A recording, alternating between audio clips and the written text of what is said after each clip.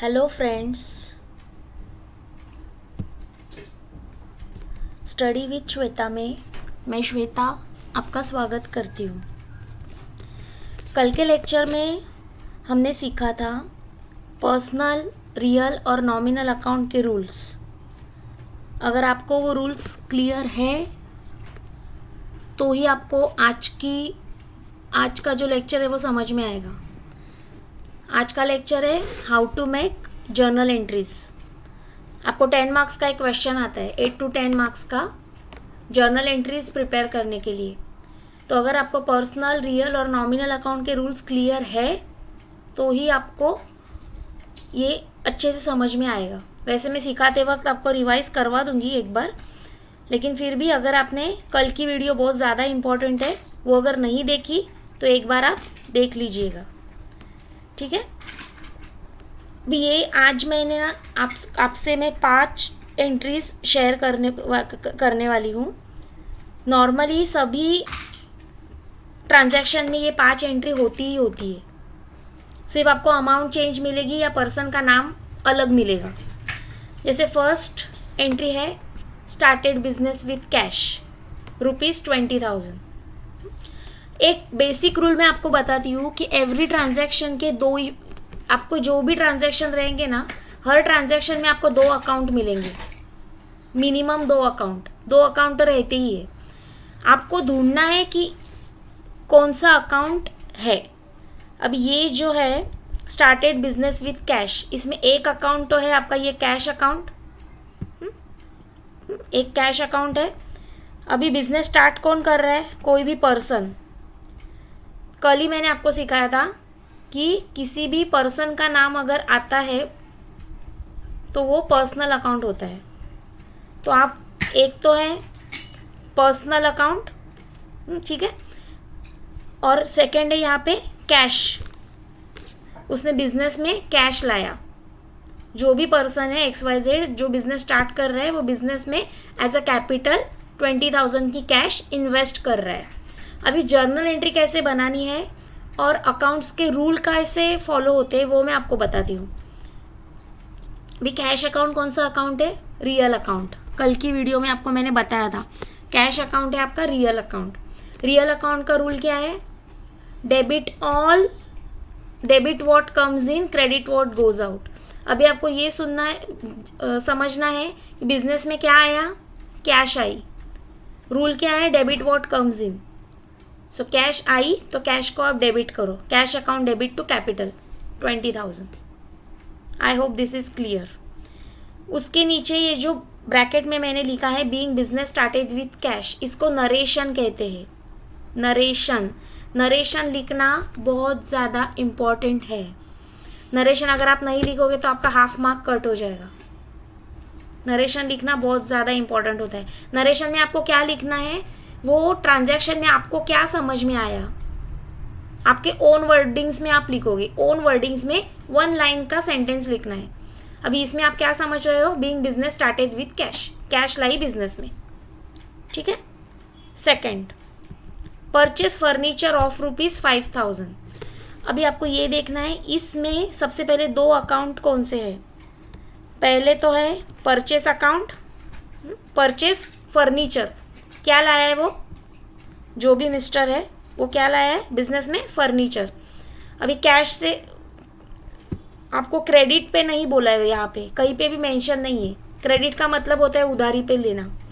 Credit word नहीं है यहाँ पे, इसका मतलब कि ये ट्रांजैक्शन कैश ट्रांजैक्शन है। तो इसमें 2 अकाउंट कौन से है? एक तो फर्नीचर अकाउंट, दूसरा cash account. Once again furniture account कौन सा अकाउंट है? Real account. कल मैंने आपको सिखाया था कि all assets come under real account. So furniture account is a part of real account. Once again we have to apply the rule of real account. Real account का rule क्या है? Debit what comes in, credit what goes out.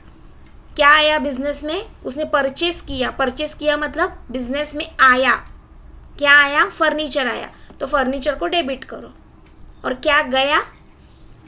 Cash गई। आपने furniture लिया और सामने वाले को कैश पे की, तो furniture account debit to cash. Again इसका नरेशन लिखना बहुत ज़रूरी है, बहुत सारे स्टूडेंट्स नरेशन नहीं लिखते. नरेशन क्या है? Being furniture purchase. ठीक है, आई होप दिस इज क्लियर. अगर आपको कुछ भी नहीं समझता है तो आप प्लीज़ कमेंट बॉक्स में मुझे बता देना. I will explain you in my next lecture. Third is sold goods of ₹2,000. Goods sell किए 2,000 के. इसमें अभी दो अकाउंट कौन से? एक तो गुड्स. अभी कौन से गुड्स है, क्या बेचा, वो नाम नहीं बोला है, सिर्फ गुड्स बोला है. So goods account. ठीक है. अगेन क्रेडिट वर्ड नहीं है. क्रेडिट वाले ट्रांजैक्शंस भी मैं लाऊंगी, आपसे डिस्कस करूंगी कल के लेक्चर में. आज हम नॉर्मल बेसिक चीज़ें सीख रहे हैं जो कि कैश ट्रांजैक्शन से रिलेटेड है. सो सोल्ड गुड्स एक सेल्स है, मतलब कैश अकाउंट है एंड सेल्स अकाउंट है. अभी ये अप्लाई कैसे करना है? आपने कोई भी गुड्स सेल किए तो आप जब बेचते हो, दुकान वाला बेचता है तो उसके पास क्या आता है? कैश आती है. कोई भी प्रोडक्ट हम सेल करते हैं, हमारा को अज्यूम, अगर आपको कंफ्यूज होता है ना तो ये याद रखो, अज्यूम करो 2 मिनट के लिए आप खुद शॉपकीपर हो. मैं खुद शॉपकीपर हूँ, मैं कोई चीज़ बेच रही हूँ तो मेरे पास क्या आएगा? बेचने के बाद पैसा आएगा, कैश आएगी. कैश अकाउंट का रूल है रियल अकाउंट का रूल. सेम रूल कि डेबिट व्हाट कम्स इन, क्या आई? कैश आई. Cash account debit to sales. ठीक है. नरेशन में सिंपल वर्ड्स में, आपको बहुत ज़्यादा बड़ा चढ़ा के नहीं लिखना है, छोटे से लाइन में आप लिख रहे हो बीइंग गुड्स सोल्ड.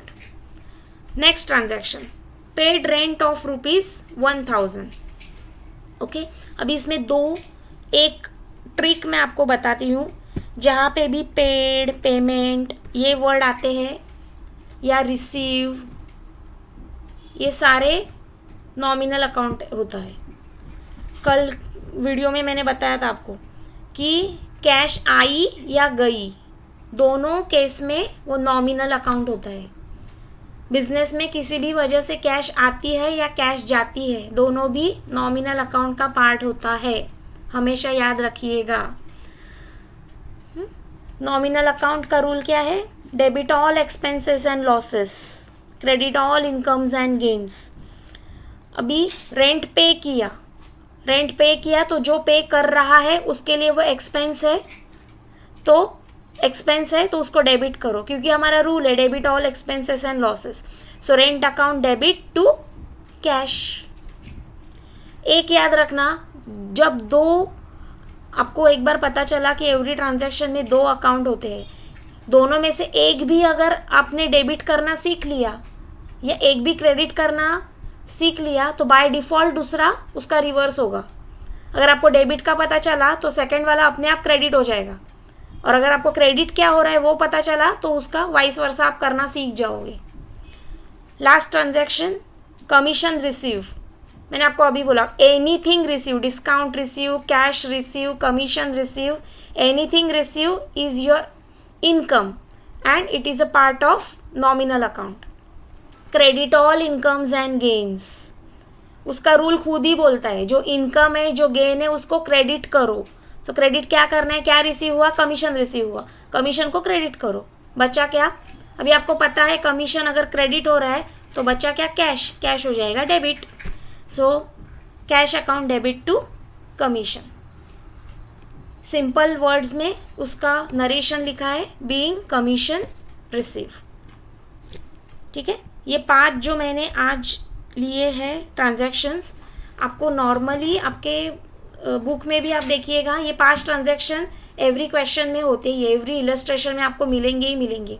इसके आगे के जो भी क्रेडिट ट्रांजैक्शन है या डिस्काउंट रिलेटेड ट्रांजैक्शन है, जीएसटी के है, वो मैं कल परसों धीरे धीरे हम 5-5 एंट्री में आपसे डिस्कस करूँगी. नेक्स्ट वीडियो में आपको बताती जाऊँगी. आपको मेरा लेक्चर अगर पसंद आया, ये वीडियो पसंद आया तो प्लीज़ इसको ज़्यादा से ज़्यादा आपके फ्रेंड्स में शेयर कीजिए, मेरे चैनल को सब्सक्राइब कीजिए और ज़्यादा से ज़्यादा कमेंट्स भी आप बताइए. आपको अगर कुछ नहीं समझ में आया तो कमेंट बॉक्स में मुझे बताइए. Thank you so much.